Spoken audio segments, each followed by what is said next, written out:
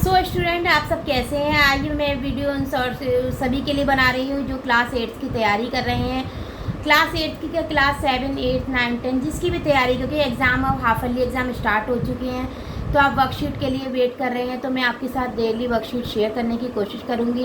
और आपको अगर कुछ भी समझ में नहीं आता है तो आप मुझे कमेंट करके बताया करिए। मैं वेट करती हूँ कि कोई मुझसे कोई क्वेरी पूछे, किसी को कोई वर्कशीट या सैम्पल पेपर चाहिए तो मुझे बता सकता है, पिन कर सकता है।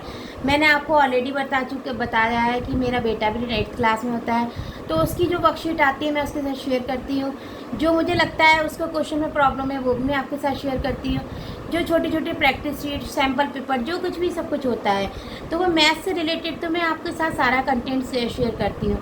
अगर आपको लगता है कि आपको कोई भी और भी सब्जेक्ट का कोई सैम्पल पेपर या प्रैक्टिस पेपर चाहिए तो आप मुझे कमेंट बॉक्स में पिन कर सकते हैं। तो मैं आपके हर कमेंट का आंसर दूंगी, हर क्वेश्चन को सॉल्व करूंगी।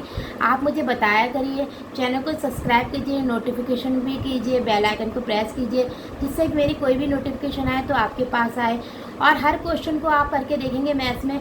मैं शॉर्ट्स इसलिए ज़्यादा डालती हूँ क्योंकि शॉर्ट्स से मुझे लगता है आपका बस एक निगाह देखेंगे आपका कॉन्सेप्ट क्लियर हो जाएगा।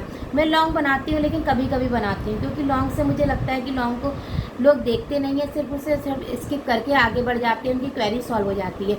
शॉर्ट्स में आप मेथड देखते हैं। पेपर में कोई भी फॉर्मूला आप जब लिखें तो उसे हाईलाइट जरूर करिए, चाहे आप बॉक्स में करिए और इस तरह से करिए और क्वेश्चन को बिल्कुल सिंप्लीफाई किए, स्टेप बाय स्टेप हर सारे क्वेश्चन के आंसर सॉल्व कीजिए। अगर आपको समझ में आता है तो लाइक कीजिए, सब्सक्राइब कीजिए, लोगों में शेयर कीजिए। Best of luck student. Thank you, धन्यवाद।